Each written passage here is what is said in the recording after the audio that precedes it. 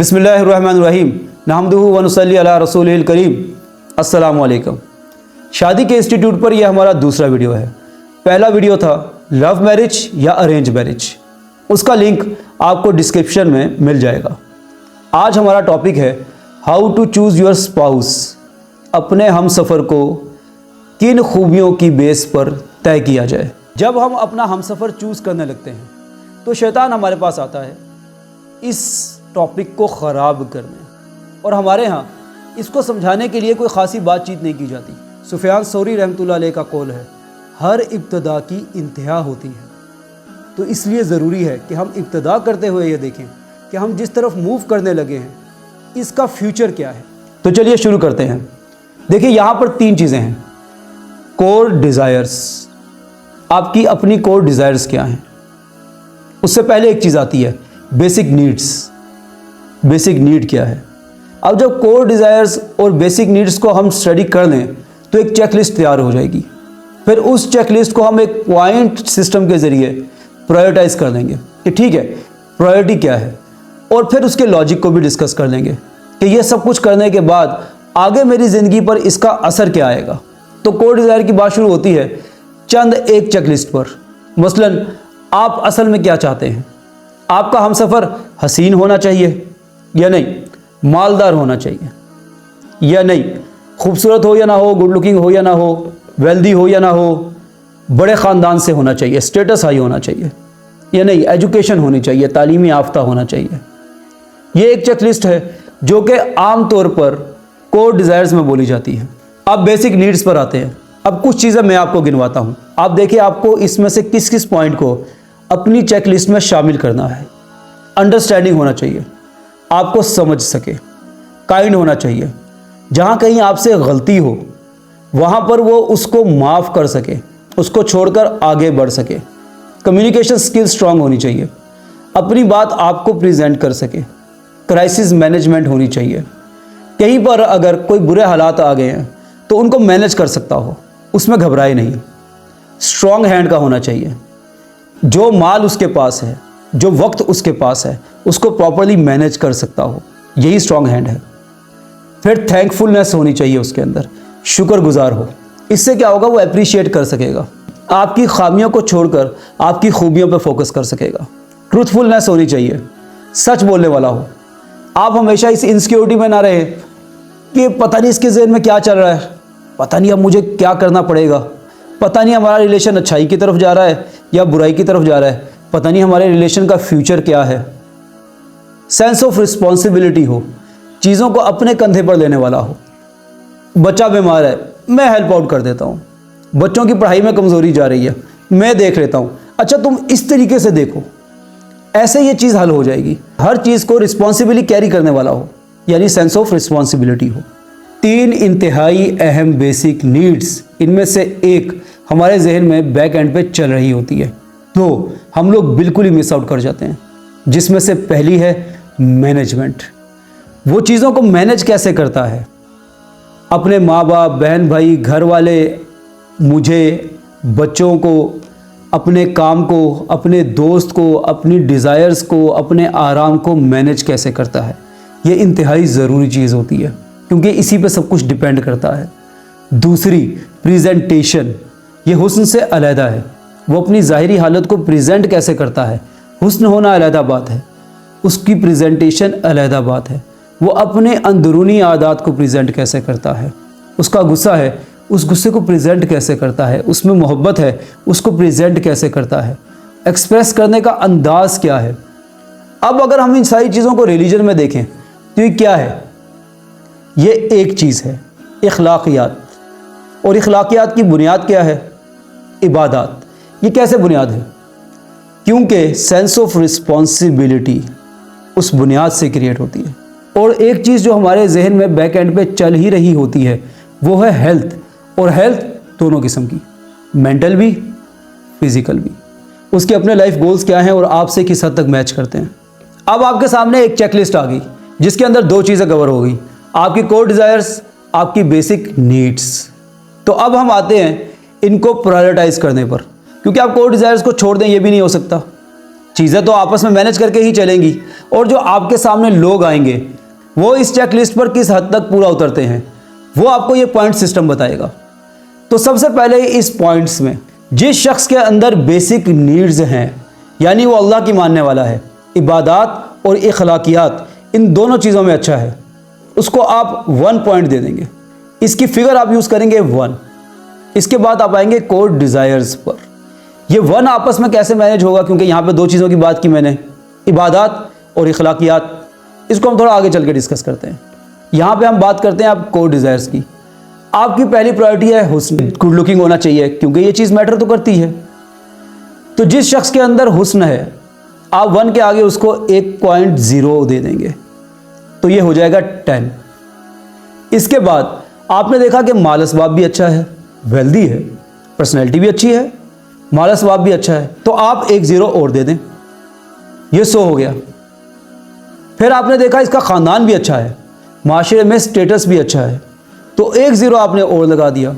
अब आपने देखा कि एजुकेशन भी अच्छी है, तो आपने 1 0 और लगा दिया। इस तरीके से आप अपने ज़ीरोज़ ऐड करते जाएं।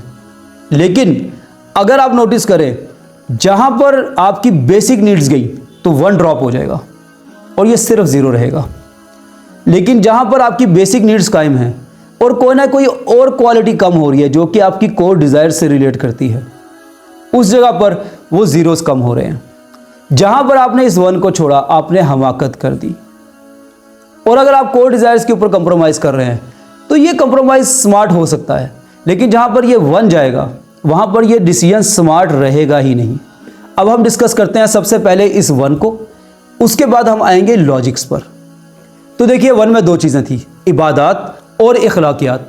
हमें ज़्यादातर आम तजर्बा ये होता है कि लोगों में इखलाकियात कम हैं, इबादात मौजूद हैं। ये शख्स बहरहाल उससे बेहतर है जिसके अंदर दोनों मौजूद नहीं है। कैसे? क्योंकि इसके पास बेस मौजूद है। ये अल्लाह के सामने 5 वक्त सर को झुका रहा है अपनी ख्वाहिश को तोड़कर। ये रोज़ा रख रहा है अपनी ख्वाहिश को तोड़कर। ये ज़कात दे रहा है अपनी ख्वाहिश को तोड़कर। ऐसे ही आप बाकी चीज़ों में भी काउंट कर लें। अब ये हर चीज़ किसी ना किसी चीज़ को डिफ़ाइन करती है। जो शख्स नमाज़ पढ़ने जा रहा है, इसकी रूटीन बहुत अच्छी है, अपनी ख्वाहिशों पर इसको कंट्रोल है, ये अल्लाह के आगे झुकता है। जो शख्स रोज़ा रख रहा है, इसमें काइंडनेस है, इसमें भूख को बर्दाश्त करने की ताकत है, इसका कोर बहुत स्ट्रॉन्ग है। रोज़ा आपको अपनी ख्वाहिशात को छोड़ना सिखाता है। इसी से आप में एप्रिसिएशन आती है। जितने आप सेल्फलेस होते हैं उतने ही ज़्यादा आप काइंड भी होते हैं, उतनी ही ज़्यादा आपके अंदर एप्रिसिएशन भी होती है, उतना ही ज़्यादा आप दूसरे को अंडरस्टैंड भी कर पाते हैं। अब जब आप इसके ऊपर अमारत को कायम करने की बात करेंगे, अखलाकियात की, तो बेस जहाँ मौजूद हो आपको अमारत बनाने में आसानी आएगी। लेकिन अगर आपके पास बेस ही मौजूद नहीं है तो पहले आप मेरे भाई बेस भी रखोगे, उसके बाद अमारत कायम करोगे। तो मेरे भाई और मेरी बहन, ये आपने सोचना है कि इतनी मेहनत कर लोगे एक लाइफ टाइम के अंदर। लोग कर लेते हैं, पर वो इस लाइफ टाइम को किस तरीके से जीते हैं वो आपको उनसे पूछना पड़ेगा। और वो जहाँ पर गिव अप कर जाते हैं, उससे जो लॉस होता है, क्या आप कैरी करने के लिए तैयार हो?